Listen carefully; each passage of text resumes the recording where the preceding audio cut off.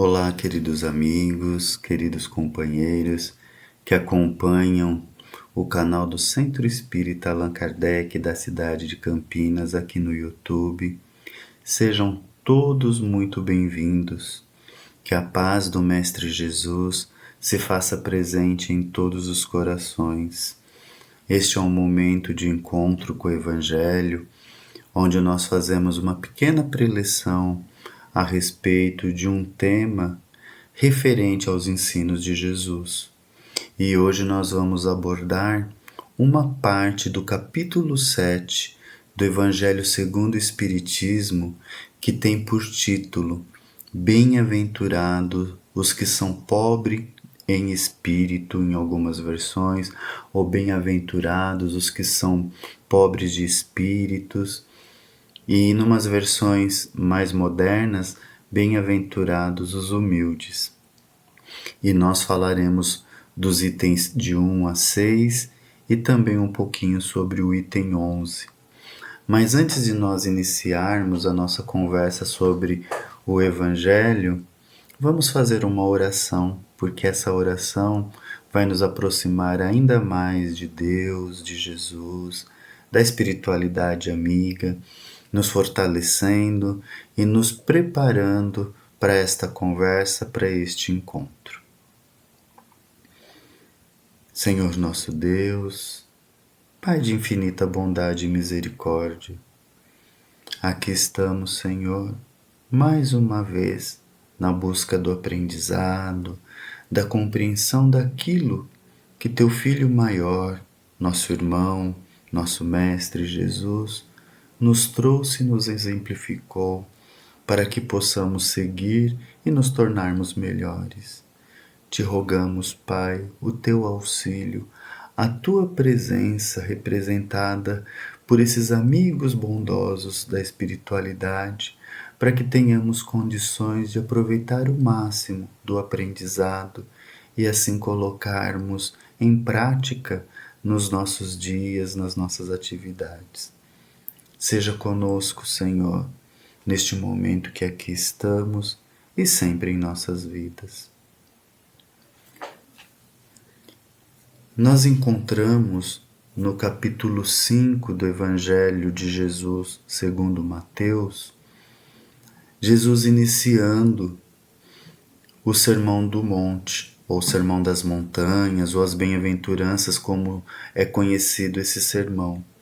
E Jesus inicia o sermão falando assim: Bem-aventurados os que são pobres em espíritos, porque deles é o reino do céu. E aí nós vemos que muitas pessoas, e Kardec traz isso no capítulo 7 do Evangelho segundo o Espiritismo, não entenderam aquilo que Jesus quis dizer, a sua fala e o seu ensino. Alguns, sobretudo aqueles que se consideram mais cultos, que se consideram, em outras palavras, a pessoa superior aos outros, até riram, não é? Não entenderam, zombaram dos ensinos de Jesus, porque não consegue ter a compreensão daquilo que Jesus quis dizer com esses ensinos.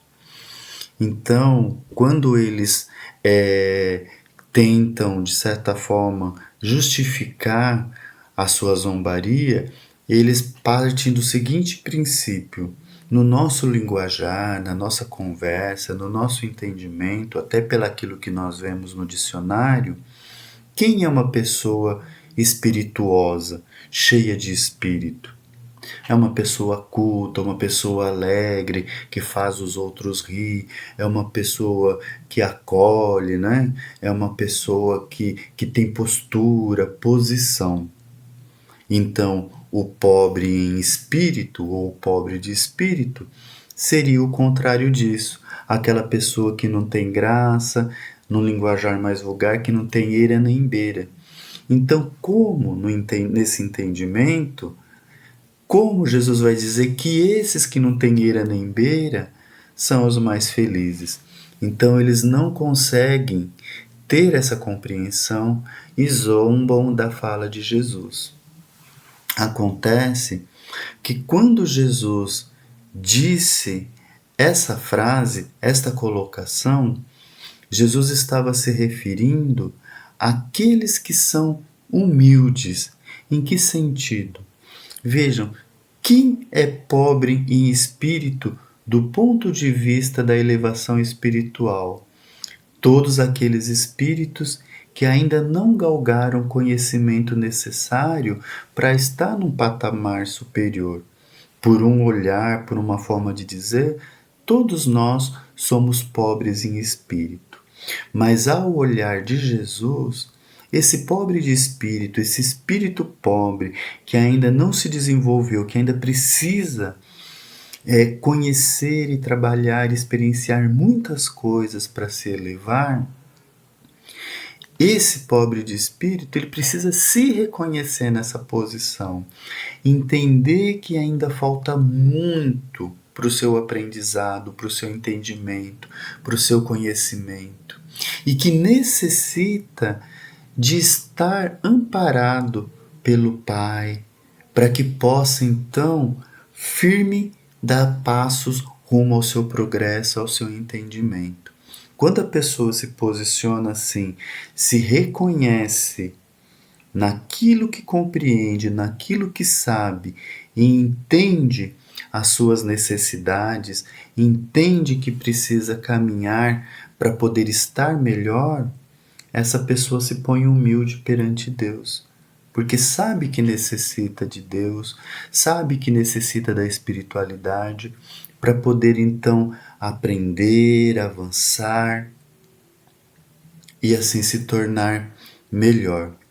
Alguns estudiosos dizem que na tradução real do que Jesus quis dizer lá em aramaico, também poderia se ter a noção de que aquele que se curva à vontade do vento, ou seja, aquele que se posiciona, se aceita ser levado, ser conduzido pelo Pai. Então é uma analogia aqui até bonita e interessante para a gente entender. Então, o pobre de espírito, ou pobre em espírito, é aquele que se põe humilde, se compreende no seu conhecimento e se deixa levar pelo Pai. Muitos, não é? Não conseguem entender. Então, as pessoas que de cultura, né? Que busca esse conhecimento material, mas não busca elevação espiritual, não consegue aceitar. E até muitas vezes, porque aceitar Deus, aceitar uma divindade que cuida, que olha, que ensina, é se pôr inferior, não é? E aí o que está falando mais alto? O orgulho está falando mais alto, né? A pessoa também tem ali o egoísmo, porque ela não quer que tenha alguém que possa ser melhor, incluindo Deus. E quando consegue aceitar Deus, que fala, não, existe um Deus, mesmo assim tenta de alguma forma se impor na sua posição, como assim, eu posso fazer isso, eu posso fazer aquilo. Sim, existe Deus, mas eu não dependo de Deus para fazer isso. Né? Então, a pessoa ela até blasfema, porque ela se põe, se acha melhor, se acha em melhor condições e não quer então aceitar essa divindade, não consegue se pôr na condição de humilde perante o Pai. E aí a gente pensa em nós todos, né? Será que a gente está conseguindo se colocar humilde? Será que nós somos esses pobres de espíritos que que Jesus diz no seu sermão que deles é o reino dos céus? Ou seja, será que nós temos essa possibilidade de herdar esse reino? Sim, à medida que nos transformarmos. Enquanto mantermos em nós o orgulho, o egoísmo, a vaidade, todos esses vícios, nós ainda estaremos patinando no sofrimento, na dor, enlamados pelos nossos vícios, pelas nossas más posturas. Em resumo, estaremos no sofrimento, não é? E Kardec, para reforçar ainda mais os ensinos de Jesus, para que a gente entendesse melhor, ele traz 3 ensinos em que Jesus mostra como deve ser a nossa postura para que nós então consigamos alcançar um lugar no reino dos céus. O que é alcançar esse lugar no reino dos céus? Nós entendemos que o reino de Deus é um estado de consciência, de elevação, não um estado físico, não é? Mas um estado de consciência, de elevação, é uma tranquilidade do dever bem cumprido, é a paz que a gente fala, que a paz de Jesus esteja com você.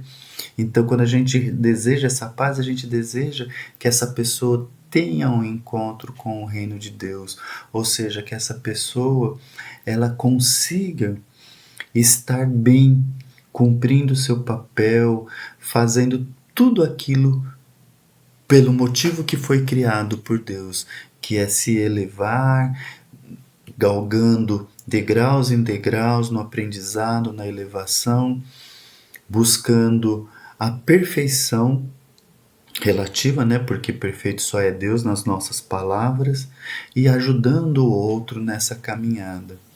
Então, uma dessas narrativas, está lá em Mateus 18, 1 a 5, é quando os discípulos de Jesus perguntam assim: quem é o maior no reino dos céus?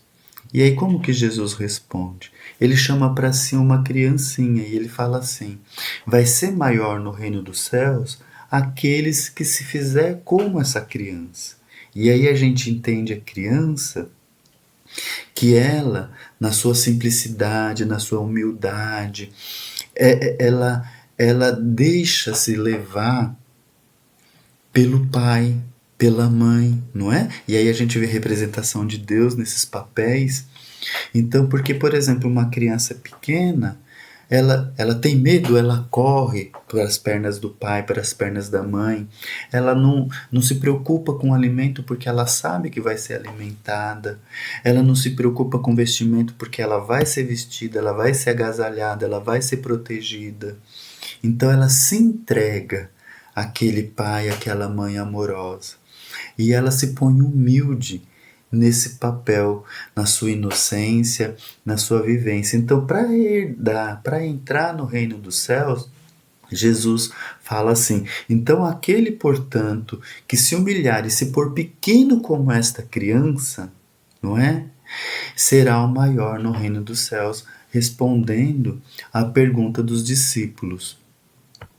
E depois, numa outra narrativa, que nós encontramos também em Mateus no capítulo 20, nos versículos de 20 a 28, narra que a mãe dos filhos de Zebedeu, Tiago maior e João o evangelista, né, os 2 filhos de Zebedeu, chega até Jesus e fala assim: mandas que os meus 2 filhos tenham assento, um à tua direita e a outra à tua esquerda no teu reino.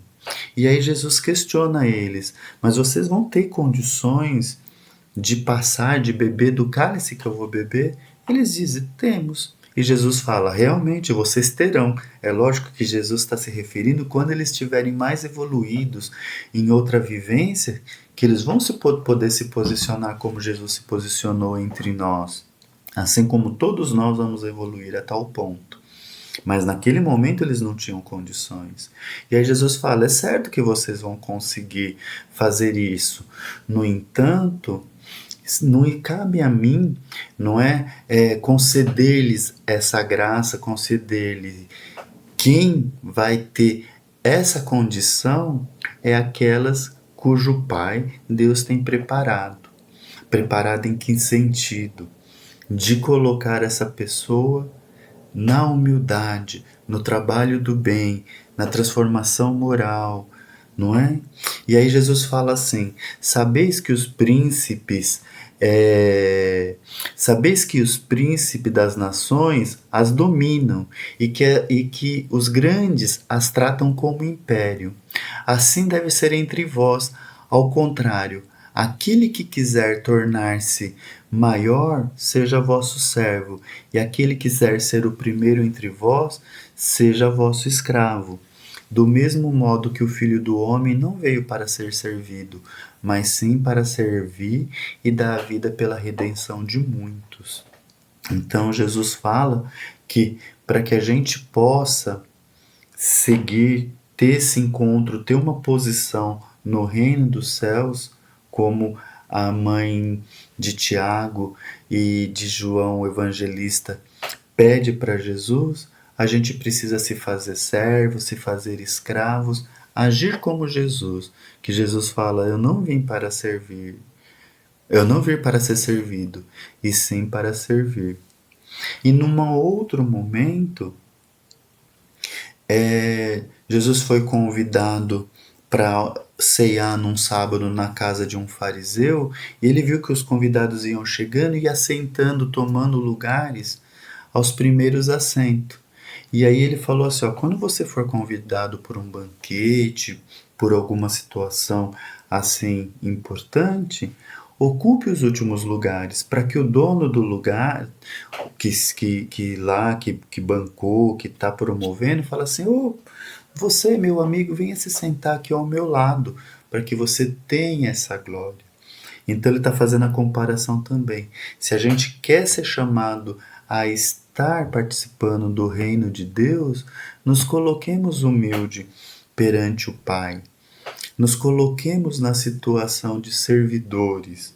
Nos posicionemos nos últimos lugares. Não queremos nos colocar na frente por causa do nosso orgulho, da nossa vaidade, do nosso egoísmo, porque nos achamos sangue azul, porque nos achamos melhores, porque podemos isso, podemos aquilo. Não.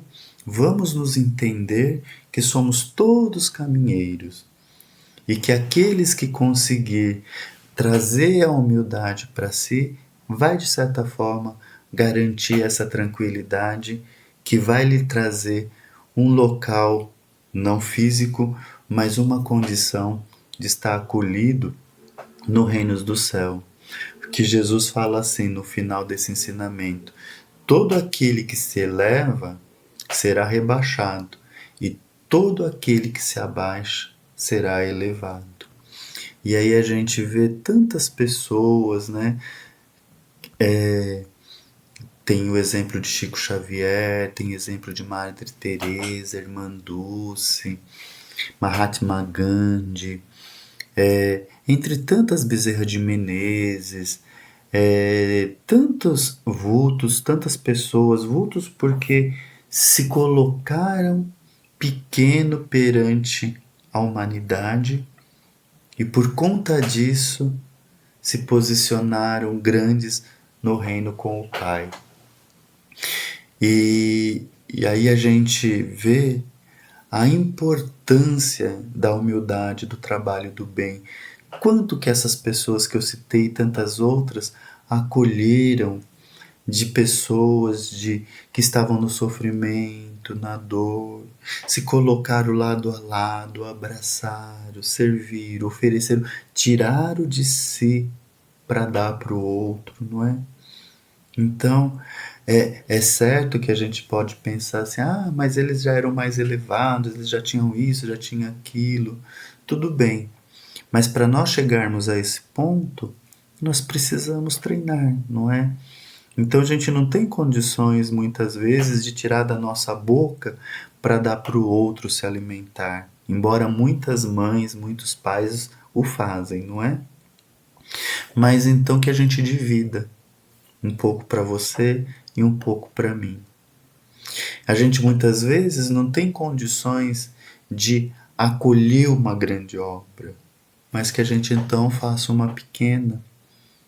Não tem aquela história do passarinho de levar uma gotinha e em gotinha para apagar o incêndio, mas passarinho de gota em gota, eu estou fazendo a minha parte. Então essa parte que a gente tem que fazer do bem, ela tem que ser ativa em nós, dentro das nossas condições. Eu não tenho condição de fazer nada, não tenho condições financeiras, não tenho condições de oferecer um alimento, às vezes não tenho nem condições motoras de sair de uma cama. Mas se eu tenho a minha consciência plena, ou não plena, mas que eu tenha condições de fazer uma reflexão, eu posso oferecer uma prece, eu posso acolher alguém com uma vibração, eu posso abraçar alguém no pensamento, no sentimento, levando conforto, levando fluidos carinhosos, benevolentes, restauradores e ajudando então esse nosso irmão, essa nossa irmã. E aí, lá no capítulo 7, no versículo 11, nós encontramos uma mensagem bonita de Lacordaire falando sobre o orgulho e sobre a humildade, não é? Que uma anula a outra. Quem é orgulhoso não pode ser humilde. Quem é humilde não tem orgulho, com certeza. E Lacordaire, antes de começar os seus ensinos, ele pede permissão a Deus e pede que Deus o ajude, que ele tenha claridade, clareza na sua fala, nos seus ensinos. E ele fala que a humildade é uma virtude que é muito esquecida entre nós, não é? E que se a gente não tem humildade, a gente não pode então cumprir os nossos principais papéis, que é de ser caridoso, de ser amoroso, de acolher aos próximos, não é? E que o orgulho é um terrível adversário da humildade, porque ele acaba nos afastando do Cristo, não é? Ele acaba nos afastando de Deus, porque quem é orgulhoso não consegue ver o irmão pobre como um irmão, se acha diferente, se acha nobre, eu tenho sangue melhor, ou porque se Deus me deu essa condição é porque eu sou melhor do que o outro, não é bem assim. São experiências, inclusive, até mais difíceis, mas que a pessoa não tendo a compreensão acaba se comprometendo muito mais espiritualmente. E Lacordaire, ele fala com os ricos e fala com os pobres nessa mensagem. Quando ele fala com os ricos, ele traz alerta, ele fala assim: você não sabe que enquanto você dorme em camas macias, enquanto você se refestela na comida, eu estou falando com as minhas palavras, né? Tem irmãos que passam fome, passam frio, e são iguais a vocês, né? E aí ele fala uma coisa que é tão interessante, que às vezes isso bate em nós. A gente fica revoltado quando alguém nos cobra uma posição de bem. Ele fala assim: eu sei que eu estou falando isso pode te revoltar, pode te trazer uma situação aí de incômodo, mas é uma questão que a gente precisa avaliar, não é? Não existe nobreza de sangue. Todos somos iguais. Se fizer um exame de sangue, meu sangue é igual, ou é A positivo ou negativo, mas é vermelhinho, corre da mesma forma. Não tem sangue azul, não é? Não tem um sangue nobre. E ele alerta para essa realidade, porque vai levar muita dor, muito sofrimento. Lembra que Jesus falou, né? Aquele que se rebaixar será elevado, e o que se elevar será rebaixado. Jesus fala de forma contrária, mas é isso. Então, para a gente poder ocupar o nosso espaço no reino dos céus, nós precisamos buscar nos rebaixarmos do ponto de vista de sermos humildes. Então, Lacordaire lembra as pessoas que assim se posicionam, que talvez em outros momentos ele esteve numa situação ruim ou poderá vir a estar para poder ter o aprendizado que seja necessário. E aí ele fala que se curva falando com os pobres perante aquelas mães, aquelas pessoas que se dispõem até a se humilhar para ajudar o outro, aquela que vai esmolar para pedir o alimento para o seu filho, para poder auxiliar alguém, não é? A gente lembra da irmã Dulce, se eu não me engano, pedindo donativo, se pondo em situação de bater em porta para poder receber donativo para as obras do bem, não é? Ela não estava pensando nela. Ela estava pensando no bem-estar do outro.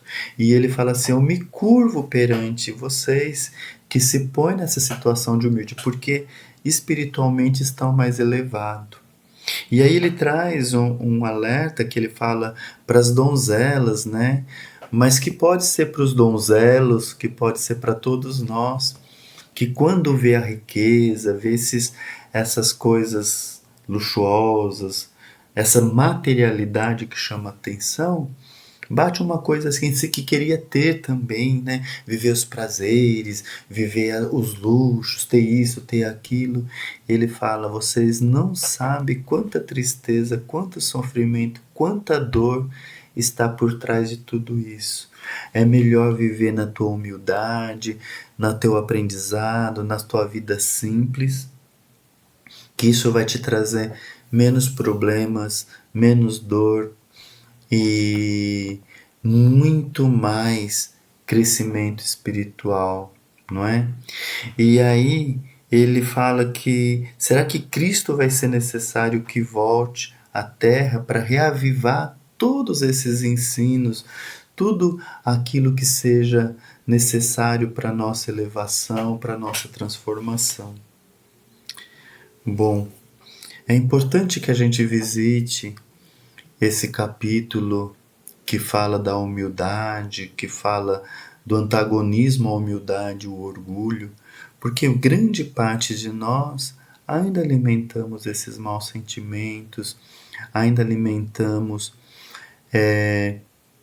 esses vícios, não é? E por conta disso nós sofremos, por conta disso nós acabamos nos prejudicando e muitas vezes prejudicando o outro. Na nossa família, na nossa casa, quantas vezes nós não brigamos por orgulho, por sermos egoístas, por não aceitarmos a posição e a postura do outro, não é?